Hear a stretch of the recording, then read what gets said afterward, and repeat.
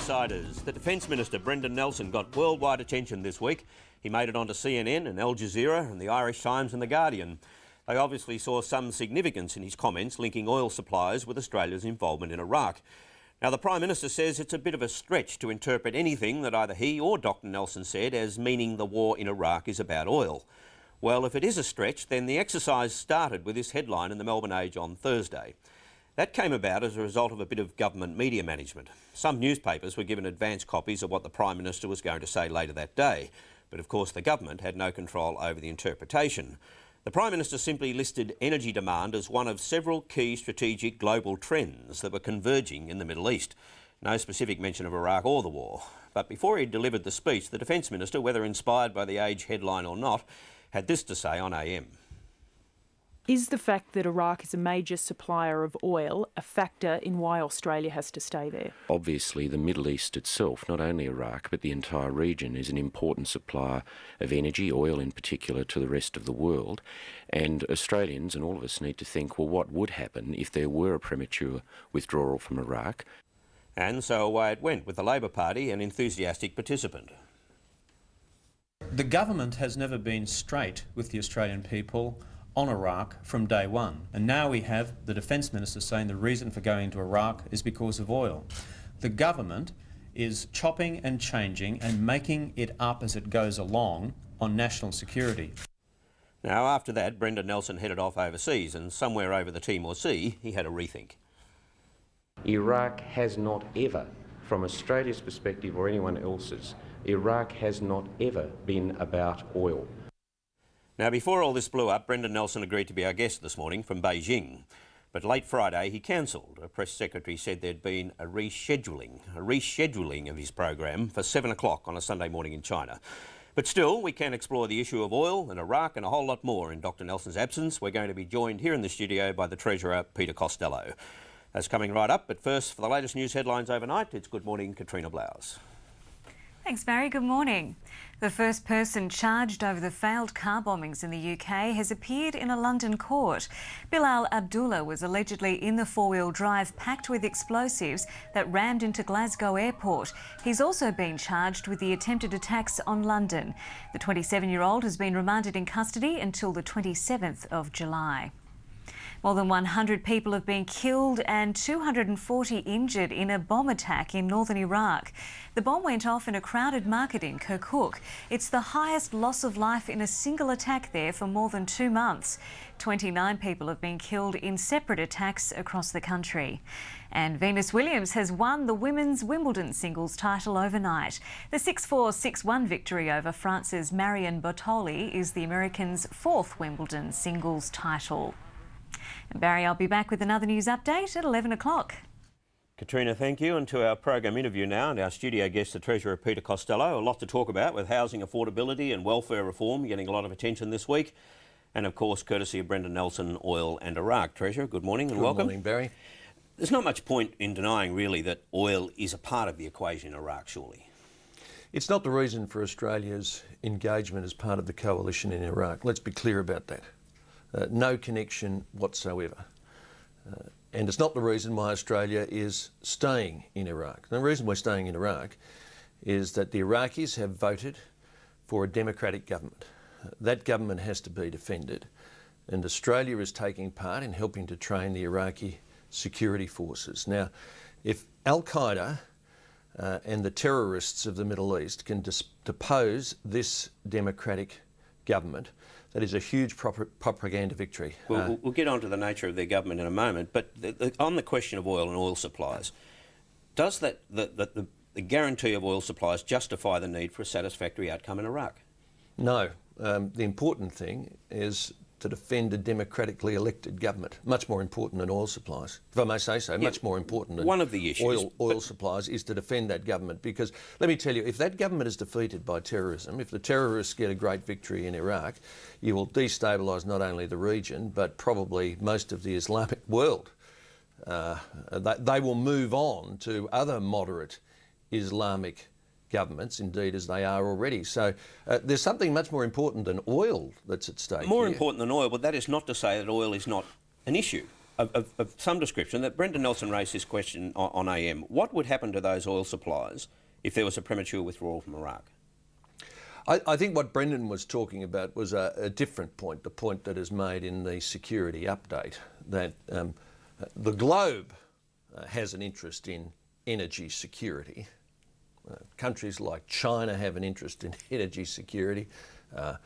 Growing countries like India have an interest in energy security, and it is possible to see down the track that you could have wars over energy if growing industrial powers felt that their interests were being contained. Sure, but that is not Iraq. But what's the answer to that question? What would happen to oil supplies if there was a premature withdrawal from Iraq?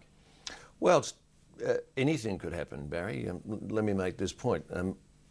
Oil can and is produced by a lot of dictatorships around the world. And they do it for money. Oil could be produced under Saddam Hussein. You don't have to have a democratic government to produce oil. If you did, there'd be a lot less oil being produced around the world. No, that's why I say to connect oil and democracy is a complete mismatch. This is much more important than oil. Sure, but if you were to leave Iraq in a chaotic state, surely that would have an impact on the price of petrol. Well, it might. It might not. How would it not? But can I tell you, Australian troops don't fight for petrol prices. That's not why we send Australian troops into battle. No, it's not the major reason. I keep going back to that. But it has to you be know, a factor. I heard the suggestion even earlier this morning by somebody from Labor that if we adjusted our Iraq policy, it might affect the price at the petrol pump. Well, we're all interested in the price at the petrol pump, but Australian soldiers don't risk their lives for petrol prices. Well, you talk about the need for stability in Iraq, but that wasn't the original justification, was it? The original justification was weapons of mass destruction. That's true. Our government, like the governments around the world, and like the UN, believed that there was a very real risk of weapons of mass destruction in the hands of Saddam Hussein, who, after all, had already used weapons of mass destruction. It wasn't just our government, by the way, it was the Labor Party as well, believed that there were weapons of mass destruction. So the coalition went in on a false premise? Well, the intelligence, as it turned out, was not right. Having said that, nobody would cry any tears about the end of Saddam Hussein. Nobody in the world, I don't think. Perhaps Al-Qaeda might, I don't know. But in retrospect, it's embarrassing, isn't it, to accept that the coalition went in there on a false premise? Well, it went in on flawed intelligence. I make that point. I think that's been made on numbers of occasions. And had the intelligence been correct, the coalition wouldn't have gone in? That's not entirely clear either. But let's not argue the what ifs. Well, it's a pretty big point, what if. The point is this. That Saddam Hussein, one of the great terrorists of the modern age, having been deposed, democracy came to Iraq. That was an inordinate step forward. Democracy came to Iraq. People queued with the threat of bombings and killings to vote. We now have a democratic government. Can a democratic government survive in Iraq? Well, for the sake of the Middle East and the world, the answer has got to be yes. And any premature withdrawal that means a victory for Al-Qaeda threatens security everywhere. That's the point. And in this situation, nobody who thinks about the long-term interests of the Iraqi people, of the region or the world would want to see the collapse of that government. What sort of a democratic government is it, though, that supports the Shia Islamists in a fight against the Sunnis? This government is closer to Iran than the previous regime, closer to Al-Qaeda? Well, that's the thing about democracy. When you give people the vote, you can't determine the outcome. But notwithstanding all of that, it's much better to give people the vote because just as they can vote governments in, they can vote them out. And here's what we're fighting for, I think, not just in Iraq. Can democracy survive in the Middle East? Because I'll put to you that the Middle East will never resolve the endemic problems that it has, and I'm not just talking about Iraq, I'm talking wider than that, until you can see a system of government which takes into account the views of people, which is responsible to the ballot box rather than the bullet. But what has democracy done for the Palestinians and for the Iraqis? Well, of course, in Palestine, you now have a situation where you have competing political movements, and they will have to resolve those points. But would anybody say that we should reverse, that we should deny Palestinians the ballot? Would anybody argue that you would get a more liberal economic order by abolishing democracy? I don't think we would. I don't think most of the world would. The Prime Minister's speech on Thursday, he said that the country must be prepared for more military operations far from Australia. Now that sounds both more expansive and more expensive. Sure. Well, Australia is now spending a considerable amount of money in peacekeeping and stabilisation operations. Solomon Islands, East Timor, Afghanistan, Iraq. The stretch of the Australian Defence Force is greater than it's been for a generation, but the spending on defence is also greater than it's been for a generation. We're up around 20 billion or more in annual spending. Which I think is a 48% increase since 1996. Yeah, and the biggest capability upgrade that we've had in a generation, with air warfare destroyers, AWACS, new tanks. This has been a huge upgrade of Australia's defence, and if we didn't have a strong economy, Barry, we wouldn't be able to afford it. But the good news is that strengthening our economy is now allowing us to strengthen our defence force. Well, you've got a strong economy, you say you can afford it. What about an increase in aid? Kevin Rudd is talking about an increase of at least $1 billion, perhaps $3 billion, and it's designed to create a more stable region. Well, you've got to be careful here, because defence spending is not aid. If we were able to count defence spending as aid, in fact, our aid budget would show as much greater. But having said that, I announced that we would increase our aid. We're at 3.2 billion now, and we're going to take it to 4 billion by 2010. That's $4 billion a year, by the way, a year.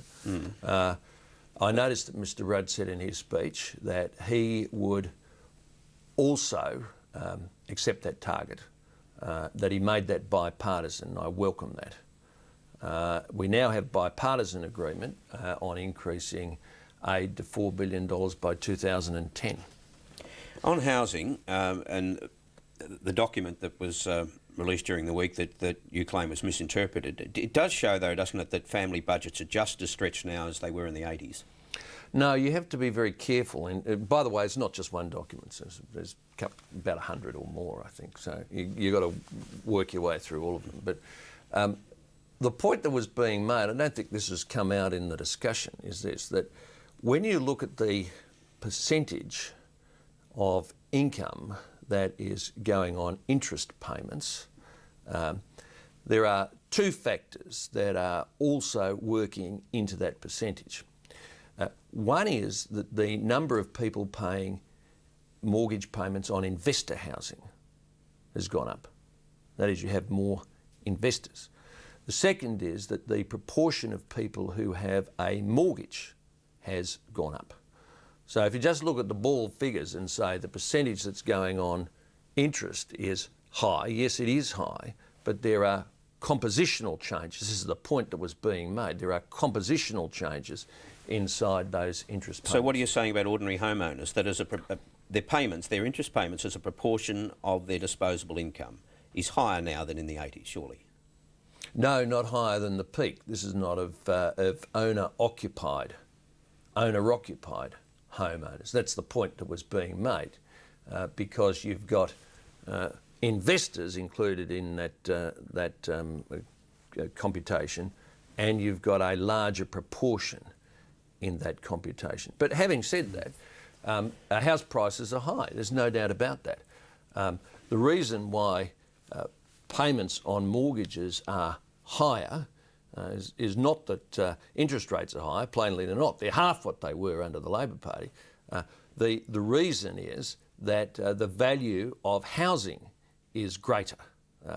And that's the issue, I think, that's concerning. Which is no comfort to people trying to get into the market. I think that's the issue that's concerning the first home buyer. I don't think it concerns a second home buyer or a third home buyer or somebody who owns their house. They actually quite like a high house price. It's the people that want to get in. Now, I called a Productivity Commission inquiry into this. The Productivity Commission looked at the whole thing. It said demand is very strong. House prices are high because a lot of people want them. They're in jobs, they've got money. In order to actually get some balance into the price, it's not a demand problem, it's a supply problem. You've got to boost the supply of housing. We need more houses to be constructed, particularly for first home buyers. And you say that's the state's responsibility. Well, I think we can go further than that. We need more land release.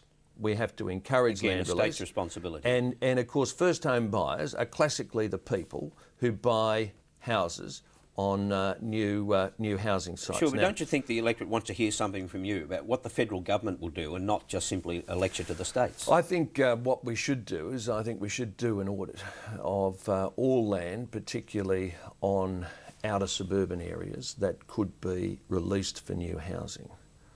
And who should do that? Well, I'm going to do this in conjunction with the states. The Commonwealth will look at any land that it has that could be released for housing. We will ask the states to look at any land that they have that could be released for housing. And of course, a lot of this will also be held by the private sector, developers and the like.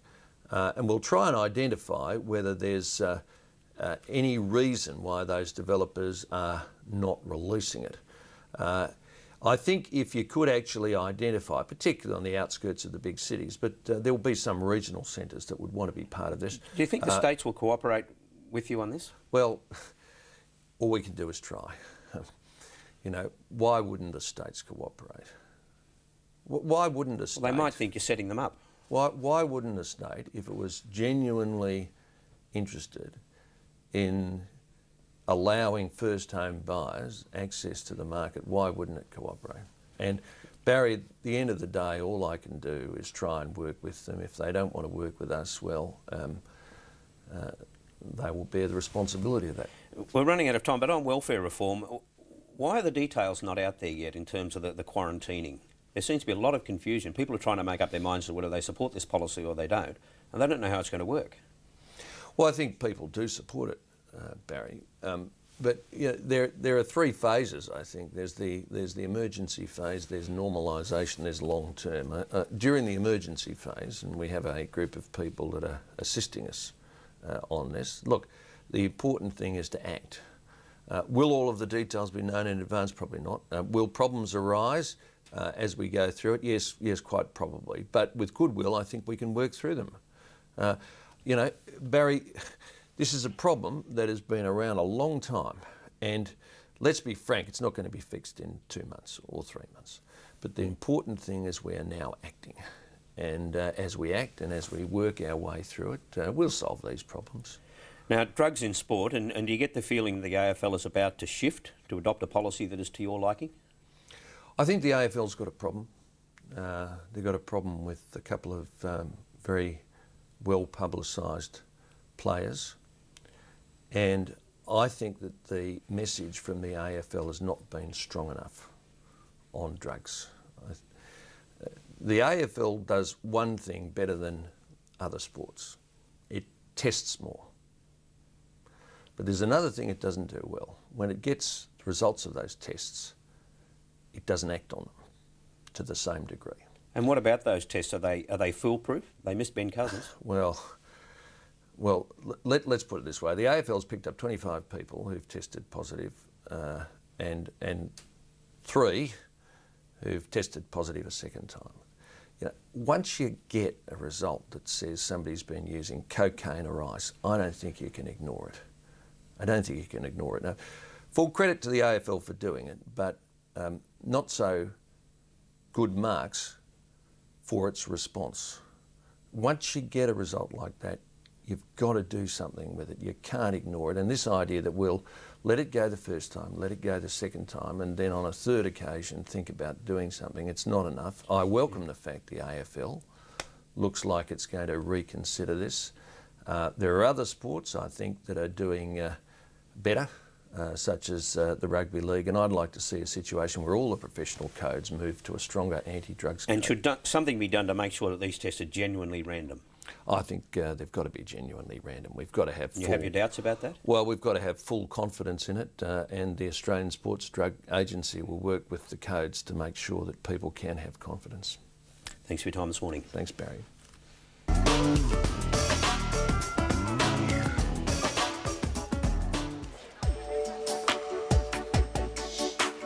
The federal government's changes to the welfare system are a great idea, mainly because it will give disadvantaged children a better opportunity at some of the things that we take for granted in life.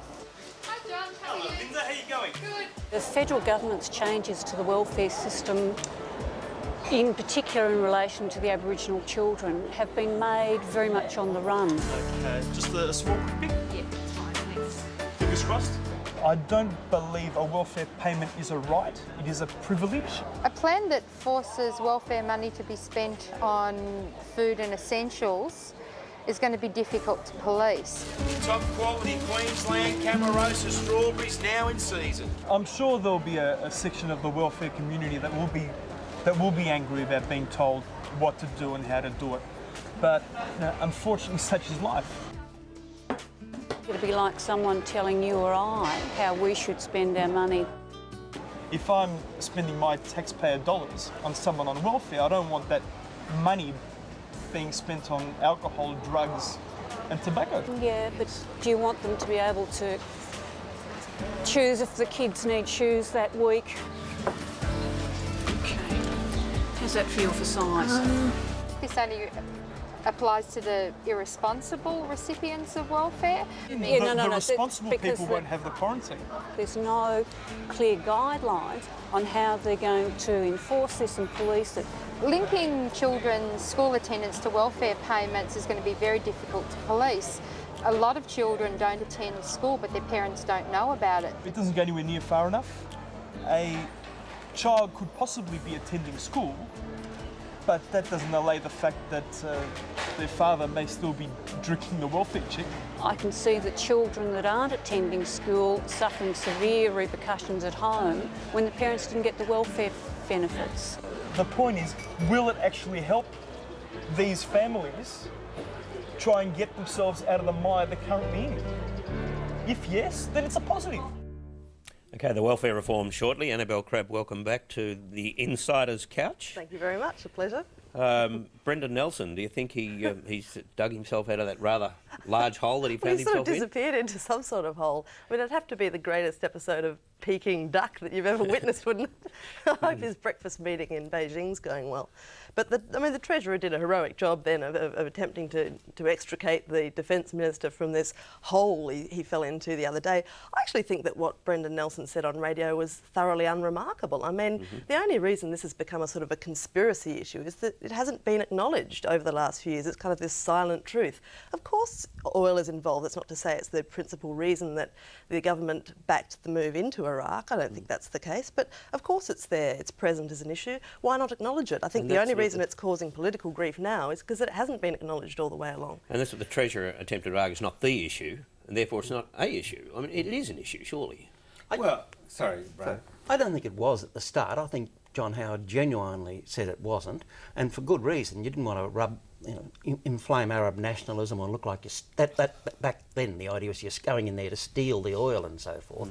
Maybe one or two people in the American administration thought that would be a bonus, but I don't think that was at all a motivation. As John Howard said before the invasion, it was focused solely on weapons of mass destruction, and despite what Peter Costello said this morning, he said at the National Press Club he would not invade Iraq if it were not for the weapons of mass destruction. That was the sole strong enough justification to go in, not humanitarian, not regime change. I want you to have a look at a Bill Lee cartoon from yesterday where he has Brendan Nelson coming in as a suicide bomber. He's right on the edge every time, Bill Lee, but he said it's a pretty poor show when a man can't trust his own doctor.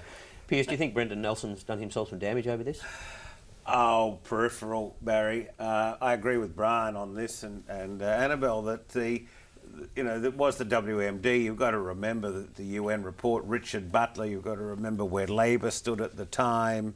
I think that the the government or why this is being excited this week is that Labor is trying to make the blood for oil slogan stick in this campaign. Well, they didn't have to do any work to introduce the No Blood for Oil slogan. I mean, it was introduced by Brendan Nelson. The political problem for the government here is that they started off with the motivation being WMD, and then swiftly it became regime change. And to now, after a long silence, introduce oil, it just gives Labor the opportunity well, it hasn't really to say that they're introduced. flip-flopping. No, what you said originally, I agree with, is that when you're looking at international stability, global stability, energy is a huge thing. Yeah. The Chinese, as Peter Costello said, but he didn't mention the Japanese, who are, have traditionally been enormously concerned about their energy thing, and one could say that it precipitated their entry into the last World War.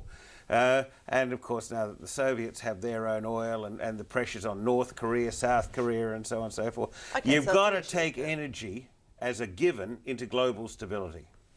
Well, let's get some background and analysis now. And Paul Kelly is back, political commentator with The Australian, back from travels in Europe and Afghanistan and Iraq. Paul, good morning. We've been talking about Brendan Nelson. It certainly was a distraction from the Prime Minister's main message in his strategic policy speech on Thursday. What was that message? What we saw from John Howard this week, Barry, was the most ambitious defence policy statement he's made in his 11 years as Prime Minister. And the foundation for this was his argument that the number and range of challenges facing the ADF and the commitments that it will face in the future will be greater than what they've been in the past. That is, that the security threats to Australia will intensify, that these threats are complex and essentially global in nature. John Howard argued when releasing the defence update that we have to do more in the region and more outside the region. Within the region, our strategy envisages that Australia will become more of a regional leader in a military sense. John Howard also stressed that he wants an ADF which has got a greater capacity for expeditionary commitments outside the region with our allies, in particular, of course, with the United States, in coalitions with the United States, operating very much in the Middle East. And outside Asia and the Pacific, the Middle East was identified as the new secondary area of security concern for Australia. And as you say, within the region and outside of the region, there was clearly a difference now between the two on where and how terrorism ought to be tackled. We'll have a look at this. It will remain the case that because of our size and location, Australia cannot afford to wait until security threats reach our shores before we do anything about them. But right here in our own region, our own neighbourhood, our own backyard, we've got a bucket load of problems. So Kevin Rudd talks about the own backyard. John Howard wants to attack terrorism at its source.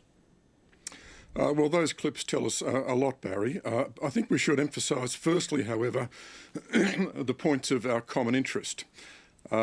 Labor has committed with the government to the same defence spending commitments.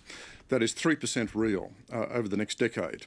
Labor's also committed to the same defence acquisition program as the Howard government. So that common ground, I think, is very significant. But beyond that, there are important differences in strategic priorities.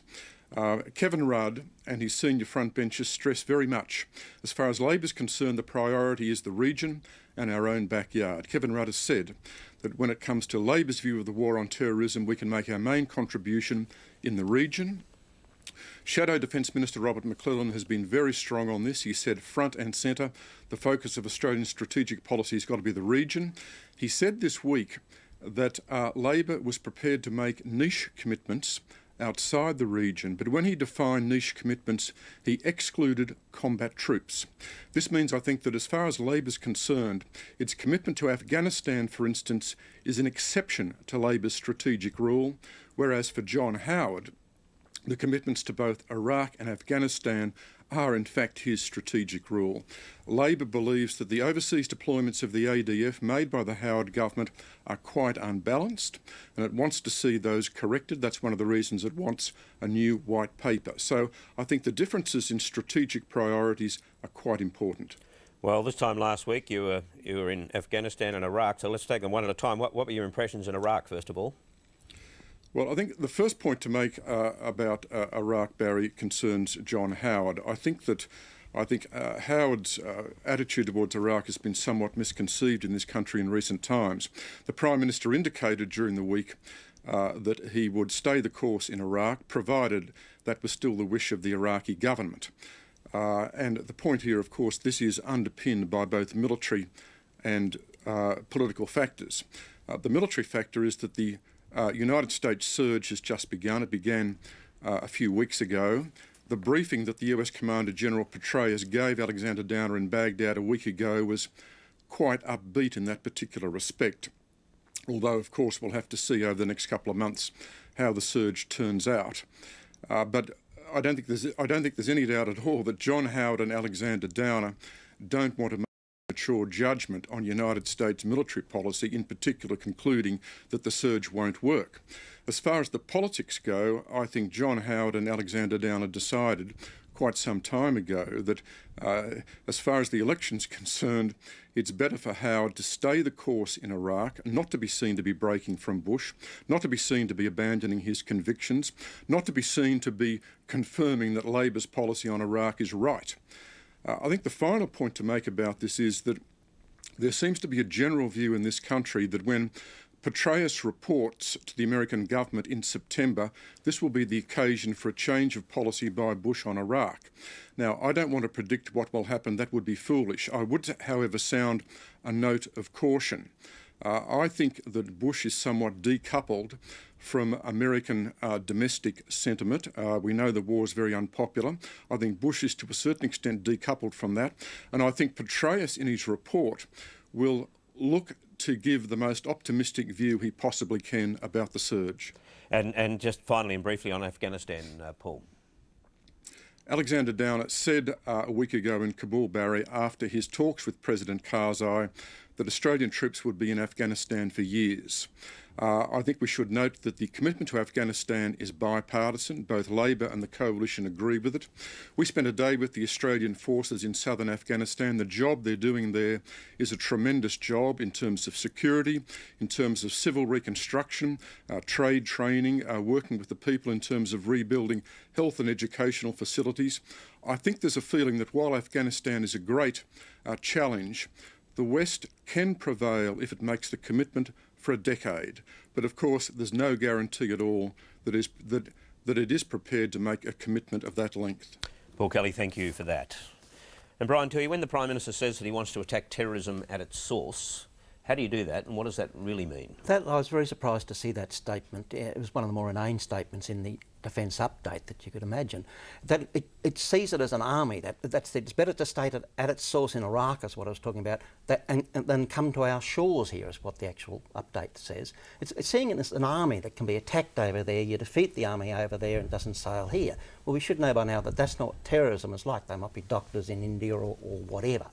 We are not, in fact, fighting. This is one of the great misconceptions. Our troops are not fighting terrorists in Iraq. We have 550 troops in 2 provinces in the south, the 2 safest provinces, where security responsibility's already been handed over to the local authorities. They're on standby if the local authorities ask them to give combat assistance. They've never asked. We've never fought terrorists in Iraq. Are the Americans fighting terrorists, though, in Iraq? And are we supporting them in one way or another? Well, I don't know how we're supporting the Americans. We're training a few people for the Iraqi forces who may or may not end up fighting with the Shiite militias or not. The Americans are fighting a handful of terrorists. There's not many terrorists in Iraq, the Al-Qaeda terrorists. They're mostly 2 groups of militia fighting one another, Shiites versus Sunnis. And the Americans fight both of them from time to time, plus the handful of people who are Al-Qaeda terrorists in Iraq. We're not fighting any terrorists, despite what the government repeatedly says. Do the Iraqis and the Palestinians make it tough to defend democracy? The Afghan government doesn't make it much easier either. It's a corrupt government that is just horrible to women, almost as horrible as the Taliban. Certainly the one in Iraq is just a terrible, terrible government. It's corrupt. It's backing the Shiite militias. It's in loose league with that other axis of evil member, Iran. It's got a new constitution which enshrines Islam as the source of all laws, and so on. Mm-hmm. When Peter Costello said in that interview that our troops are not there to protect petrol prices, what did you make of that? Well, I mean, I think he's trying to say there's nothing, you know, there's no grubby motivation there. It's much more idealistic, supporting democracy. We're not, by the way, in doing anything, I'm not in that sense either, in the petrol sense, but not guarding refineries or oil lines or that sort of thing. You might make a general thing that our presence in some incredibly minor way is helping secure oil, except it's not very secure. There is this sort of fashionable argument that's emerged in the recent days that, well, we can't have gone there because of oil, because oil production in Iraq has actually slowed, you know, over the course of the intervention. But I think the obvious answer to that is that a lot of things didn't go the way they were planned with this intervention. I think there's another point that's got to be made, as one of them. Brian and Barry, and that is this, that while Labor is bipartisan about Afghanistan, it's not bipartisan about Iraq. I actually don't see how you can differentiate the fights. Our people are in there trying to support democracies, as Peter Costello said, in both places. Well, the difference Why a democracy is worth less in Iraq to Labor than one in Iran, in Afghanistan. And as Brian says, the Afghanistan government is probably corrupt and it treats women. What's the difference? I think the difference is that there was an identifiable purpose that still holds good in terms of the Afghanistan intervention. The reasons for invading Iraq just haven't really stood the test of time quite as firmly. Well, you've got a democracy, or you've got a struggling democracy. You want to throw that overboard? The establishment of a democracy or the regime change wasn't a. But I'm saying right now, no rear vision, rear mirror stuff. You're saying now that you're prepared to jettison the people of Iraq, but not the people of Afghanistan. Well, I think that there's an argument to be had about the effectiveness of our presence in Iraq. I mean, I think, personally, my view is that once you're there and we've made a commitment, then you really need to... stay the course? You need to continue doing what you're stating, what you're claiming to be doing. Well, would you stay the course in Iraq? Well, I think since we're there that we have an obligation. But well, Kevin Rudd used to say that, but now he says something else. Well, what he does say is that he will talk to the Americans about a gradual withdrawal, and I think that's precisely what the Americans will be doing anyway. I was going to say that this will, unless we want to do it on our own, it's pretty clear the Americans are going to, if not totally withdraw, pull down their troops to a fairly small number, base them outside Baghdad, base them in fairly safe areas, and if Al-Qaeda in Iraq bobs its nose up, they might try and fight them, but that'll be it. That's the consensus emerging from senior Republicans and the Democrats. Now, with terrorism, and of course the issue has now arisen here in Australia with a doctor being detained on the Gold Coast, what are your impressions about the way that this story, first of all, the way that it's been handled in this country, the way it's been reported and the way that the authorities have dealt with it? Handled very well by Mick Kelty, the head of the Federal Police. He's stressed all along, he's explained what's happened. Many journalists haven't caught up with, or haven't listened to what he's been saying. He has explained that there's one person who has been detained, a doctor in Brisbane. The other doctors have been just been questioned like anyone else during any other inquiry, because they might have been to medical school with some of these people, served in a similar hospital, asking what they know. They answer the questions and away they go. One guy's detained, they're saying, look here, he's still saying, look here, this person is entitled to the presumption of innocence. We don't know if he's going to be charged or not. He may well be let go. But the worst example was the other doctor who was simply explaining what he knew or didn't know about this other one. He was written up under one headline as the enemy within the photograph of him. He was then let go. As Kelty said, he was never a suspect, And the reporting's just gone too wild in this country. Well, about the this sort of questioning stuff. regime, I mean, it was introduced amid much debate, as we all recall. I mean, it actually does create a perception of guilt, I think. Hang on. When the police are applying for extended rights to question somebody and those rights are granted, then it creates a presumption, right or wrong, that person has a case to answer. I mean, all newspapers face a massive dilemma in these situations. The news cycle's moving very quickly. Someone's been seized. You find out something about them.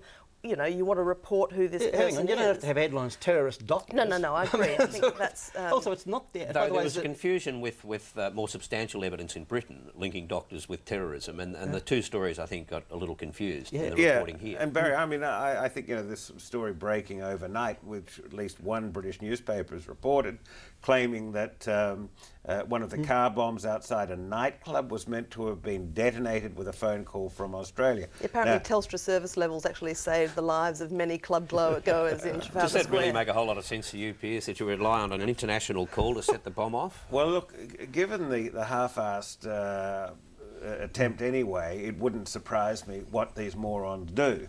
Which raises which the is question not, of and the I'm standard certainly of not British suggesting, doctors. I I'm mean, certainly not suggesting that the bloke who's being questioned in Queensland is part of this. In fact, I feel enormous sympathy for the foreign-trained doctors who basically run our rural services, because Australian-trained, Australian-born doctors refuse to go out to less lucrative practices. I want you to have a look at something that John O'Connor, who's a former Scotland Yard flying squad commander, had to say on Lateline during the week.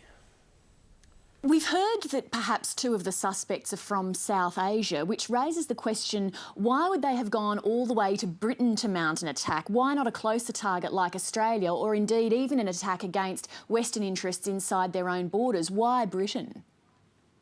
Well, why would you think that Australia could possibly be a target? I mean, you know, Australia really has very little involvement in the foreign policy of America and Great Britain. I don't see Australia being a target. Well, I don't see this guy as being a foreign relations expert. But are you actually offended that we're not a target? I'd remind this fellow that we did have 88 people killed in Bali before Iraq. It's certainly not a matter of national pride with me. And a bloke called Osama bin Laden mentioned us along the way as well. Yeah, precisely. But I would suggest to this fellow that maybe if you were a Southeast Asian person, you would intent on attacking a Western nation, you would go to a Western nation which had a huge population of Southeast Asians with which you could blend, where you might be more effective. That's every country in the world, pretty much. I beg your pardon? It's pretty much every Western country in the world, isn't it? Not really. I mean, we do have, you know, a fairly finite population of Southeast Asians within our community, and we certainly don't have whole suburbs or even towns given over to Southeast Asians as they have in the UK.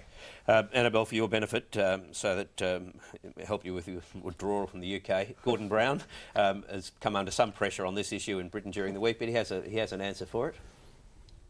The Leader of the Opposition forgets I've been in this job for 5 days. That's just magnificent, isn't it? A curious response here from the Leader of the Opposition, really. But it has in fact boosted his popularity, hasn't it? I know. Maybe you can put it down to the honeymoon period that new leaders always seem to inherit. I don't know. I mean, people have been looking at Gordon Brown in exactly the same way for the last 10 years, and all of a sudden they've got a slightly new view of him. That might be I think Tony Blair tended to get a bit overexcited by these things, and he hasn't. By the way, I think I mentioned Mick Kelly's done a good job here. I think both John Howard and Philip Ruddock have been calm and sensible. It has mainly been the media, but some police must have put out a very bad and misleading story emerged about this doctor who's totally innocent. This other doctor, the one we don't know, the one who's still under questioning, that he was trying to flee the country on a one-way ticket, and that he was due to turn up at work the next morning. Well, he wasn't. The hospital has made clear that he was on leave. He was going over to see his wife, who had just had a baby in India. The wife has said, look, there was no suggestion we weren't coming back. It was just cheaper to buy all the tickets to come back from India. Yet that story emerged initially as though he was guilty because he was fleeing, etc., etc. Yeah. Okay, we move on to the minimum wage now, and the argument was put that anything more than $10.26 a week, and because there are 700,000 or 800,000 people involved, then it would feed into interest rates and inflation and the rest of it, whereas of course there aren't as 700,000 politicians, so they're able to get 6.5% as opposed to 2%. Is that a bit of a problem for the government that's came so close on the heels of the politicians' pay rise? Oh, I think it's an enormous problem for them. It does, you know, feed into the perception that politicians get perks that aren't available to the general public. You know, the com cars and the allowances, the electorate allowances and so on. It's worthy of an explanation, isn't it, as to why the politicians got 6.5%. Well, there's a second aspect for them in this, and that another aspect of this decision, which is less than the expected CPI increase, so it's not a real increase in wages, is that it's being offset because the very low paid got a fairly small tax cut in the last budget. And the Fair Pay Commission has said, well, we're taking that into account. We're going to discount your pay rise. Now, I don't notice the politicians having their pay rise discounted because they got a bigger tax cut in the budget. I mean, how are the low-paid ever going to get the benefits of a tax cut if every time you said, well, you know, got your tax cut, now we'll cut your wages? What about factoring in interest rate increases and mortgages? You know, I mean, you could go on forever, couldn't you? All right, you're still... every time you listen to a federal minister, they utter the word union bosses, whether it's Joe Hawke or anybody else. Now, though the trade unions themselves, I think, did a Brendan Nelson in a sense by working the issue up them very nicely. John Robertson, the head of the union in New South Wales, started it all. He made a few candid comments and then he repeated them publicly. I stand by those comments. Those comments were, and I'll say them again, that if Kevin Rudd wins the election and he doesn't follow through on his promises, then we will pull him on. Oh, look, I think there's a bit of swagger and a bit of silliness in all of that, probably useful if he pulled his head in. Mr Rudd was flirting with the idea of softening his opposition to AWAs at the edges, and the unions told him that he couldn't get away with that, and he's now said categorically he'll get rid of AWAs lock, stock and barrel. If that happens before the election and Labor wins, you can imagine the sort of results that people like Mr Robertson will extract from Mr Rudd after the election. Just, you know that Labor's been out of government for a long, long time when the idea of a union leader having a clash with a Labor person isn't actually a news story. I'm glad to see there's an actual union boss left out there. I thought they were all supposed to have entered Parliament. Well, exactly. But Barry, I think there's absolutely no doubt. Kevin Rudd is still taking the union dollar. The unions are still massively overrepresented, both in the Labor Party and on the Labor thing. So they'll run the country, will they, Piers, under Kevin Rudd? Well, Barry, anybody who thinks that Greg Combet is going into Parliament simply so he can have, a slightly better super scheme and a white Commonwealth car has got rocks in his head. Is that the way it works, Brian? No, I don't think so. I think that there's no chance whatsoever that Kevin Rudd will be a puppet on a string jerked by the unions. I think the opposite is the problem. There's going to be immense trouble if Kevin Rudd gets to be Prime Minister in anyone restraining him. I think we'll see the most ruthless use of the Prime Minister's power ever in this country. The whole idea of primus inter pares in the Cabinet will be out the door. Nobody liked Kevin Rudd before he became leader. The union leaders, his own colleagues, look at the last time. Are you about to talk about Bob Hawke? Because, that's the greatest example. Bob Hawke, he was a unionist. He was head of the ACTU. Kevin Rudd's never... As far as I know, if he's a unionist, I don't think he knows he is. Well, he doesn't know which union he belongs to. What did he do? Yeah. When he got there, he had there was a strike on, airlines pilot strike. He uses the Air Force, the ultimate no-no, to do a strike breakers as far as unions are concerned. He enters into an agreement in which unions agree to pay cuts in order to bring down inflation. He privatises Australian Airlines. He privatises the Commonwealth Bank, things the unions didn't want. And so it goes on. They had almost no influence over Bob Hawke, who was one of their own. Yes, but I look, Brian, at the way Kevin Rudd and Julia Gillard have treated, Rod Eddington or Sir Rod, their voice within the business community, and they didn't even tell poor old Rod what was in their business policy before they announced it. They didn't. So and even though Wayne Swan says, they're talking to business all the time, well, business people say that they're being talked at, but they're not being talked to. They didn't tell their shadow cabinet what was in their industrial relations policy either. So I don't think... Dean Miles got to be the biggest non-story in this area, I reckon. I mean, this guy is a member of the Greens 5 or 6 years ago, wasn't he? I mean, he actually makes a recreation of quitting the ALP. And the fact that, him having a spray at Kevin Rudd is a big story, I think is just... Okay, Annabel, Crabb, Brian, Toohey and Piers Akerman. We'll be back in a few minutes, but time now for Mike Bowers and his regular segment, Talking Pictures. I'm Michael Bowers and I'm pictorial editor with the Sydney Morning Herald. I'm talking pictures this morning with cartoonist for The Age, Bruce Petty. Welcome back to Talking Pictures, Bruce. G'day, Mike. It's been a pretty busy sort of a week politics-wise, and security was back on the radar, I suppose, with the failed British bombings, and it seems to have captured all your imagination. Terrorism suddenly raises everybody to statesman level.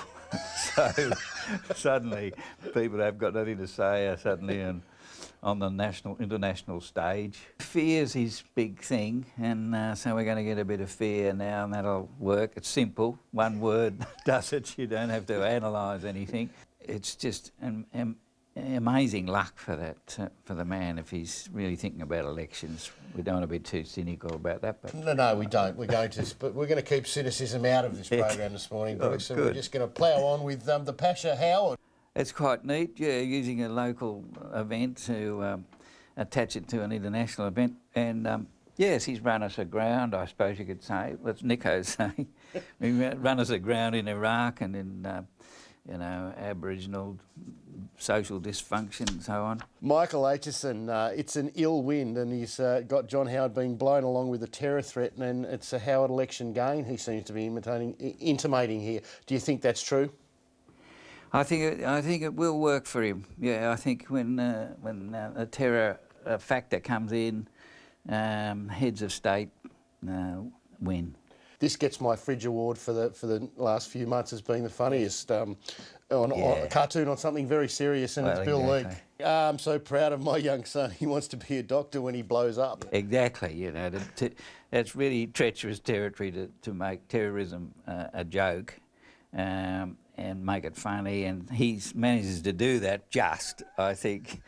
The Prime Minister had a bit of a safety scare of his own when what seems to me like a fairly confused young chap got very close to him in a set of Speedos and a ski goggle and beanie. I suppose he's used to this stuff, but that is a bit of a mixed message. I think if you're going to do that, you've got to get your message a little clearer. To another security threat, or so the Prime Minister would like us to think, I suppose, Bruce, it's the dreaded union bosses, and Rod Clement's done a lovely job here. The big burly bloke saying it looked like Howard from behind. That's right.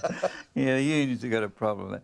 Whatever they do, it's going to accidentally be wrong, I think, and they've got it wrong again. Yeah. So they don't look good. The incomparable David Rowe, God, he's been just on fire lately, and he did this beautiful cartoon of Howard with, I suppose, the long arm of business, yelling, "Puppet!" That's right. Yeah, well, that's true, We elect these people and other forces are at work. That's the way politics is. The issue of Aboriginal communities, Bruce, in the Northern Territory is still pretty high on the agenda for cartoonists, and a lot of you were pretty keen to show that things weren't just black and white. And Bill Leak's got John Howard, obviously the auctioneer, Dreamtime Housing. I have $1 from the gentleman on my right. Do I hear too? Yeah. No, it's really clever, that, because the dream is that somehow if you get Aboriginals buying houses, it'll solve their social dysfunction problems. It's absurd. It's absurd. Mr. Looney, this is very black. It's everyday white fella child abuse tragedy. You can damage people lots of ways. This is one way you can do it. 30,000 feet you could drop cluster bombs and hit kids. Yeah. And that's what he's saying. Yeah. Run us through what this is all about, Bruce. Yeah, well, just the census, 21 million, and the idea that Australians are rich but not happy seemed to me, and I'm suggesting, it's pretty complicated, I'm suggesting that people are accepting debt. We don't mind debt now. They're playing the violin, they've heard this all before. That's even the point. Dog is playing the violin. A few phone calls as to what these people are doing, which is a bit depressing. Well, your fans will ring up saying, what are they doing? Some of the family too. Your own family? Oh, yeah. Oh, great. It's a bit of a dream. I don't know whether it was better then, but I suspect it might have been. Bruce, as always, it's a great pleasure having you on the program. Thanks very much for taking the time. Good, thanks, Mike. Well, we're now in the second half of this election year, so every Sunday from now on we're going to give you the Insiders Poll Average. That is, every week we'll average out the very latest of the 4 major polls, Galaxy, Nielsen, Morgan and Newspoll, to try and give you a steer as to the real national trends.